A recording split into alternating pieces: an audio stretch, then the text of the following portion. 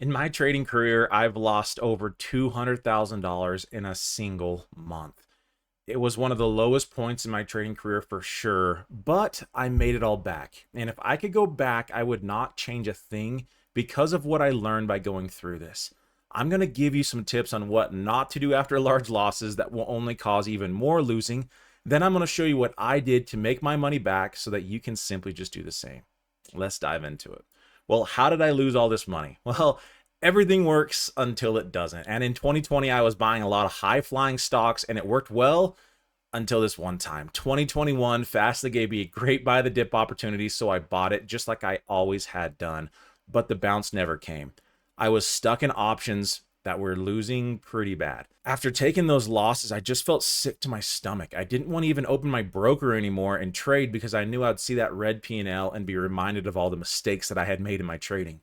I felt hopeless. I felt embarrassed. I was in denial. And feeling those feelings only led me even to worse trading. I was literally depressed and trading was no longer fun. That lasted for weeks and my trading results only got worse. Looking back now, I can see 3 things that I did to make that situation even worse. And I want to share with you what those things are so that you don't make the same mistakes that I did and lose even more money. Number 1, I doubled down on a wrong position. Never add to a losing position hoping that it'll bounce. Hope is a really bad strategy. Number 2, don't try to solve the problem in one trade by increasing your risk. Our emotions just want us to end this problem as fast as we can. And the best idea that it has is go heavy on this one trade and make it all back. This is a huge mistake and will end up in depleting your trading account. Don't do it. Number 3, I wanted to quit in that situation, but don't quit. I felt like a failure. I was embarrassed. I didn't enjoy trading anymore. And the pain that came every time I saw that red P&L was just crushing. But I look at my life that I have now and what I'd be missing out on if I let just a handful of trades stop me. One of the greatest things that trading ever taught me is to love myself regardless of the outcome. So love yourself. Keep going. Don't quit. After making these 3 mistakes trying to make back my money, I only lost even more and I felt even more desperate to make it back. But I realized that what I was doing and this approach was not working. So I did something drastic and it actually worked right away. It stopped the losses and I started to make back my money. And it was this.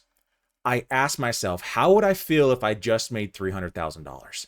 I allowed myself to feel that, to picture that in my mind, $300,000 in profits. I would not be stressed. I wouldn't be worried. I wouldn't be losing sleep. So right then and there, I decided to stop being stressed and worried and live as if I had just made $300,000. I wouldn't feel the need to trade right now. I would sit back and I would wait for the greatest setups to come to me. And that's exactly what I did. Once I changed my perspective in trading, I started to see the charts completely differently. I stopped hoping it would go in the direction that I wanted, and I started to see the direction that it was actually going.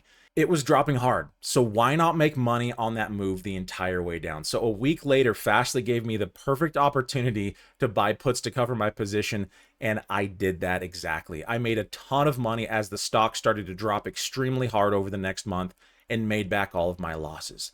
The key to making back your money is to first change your perspective. As you change your perspective, you will start to see things clearly and as they are instead of as you want them to be.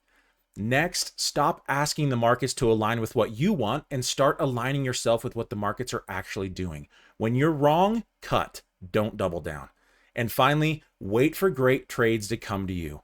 Mediocre trades are what got you into this mess, and they're not going to be the thing that will get you out. So take a break from trading for a few weeks. Plan your levels that will show you obvious sentiment momentum, and think of those trades more as base hits instead of home runs. And sooner than later, you'll be out of this drawdown and can move forward. I am so grateful for what I went through and for going through this experience. Like I said, I wouldn't change a thing if I could, because money comes and goes. But if you allow yourself to learn from these experiences, you'll be able to keep that knowledge with you forever. And knowledge is the key to unlock profits in trading. If you have lost money in trading, stand back up. Stop feeling sorry for yourself. Stop trying to undo the mistake and start learning from the mistake. And someday you will have made back 10 times the amount that you've lost in that drawdown period, and you'll be eternally grateful for the experience instead of wishing that it never happened.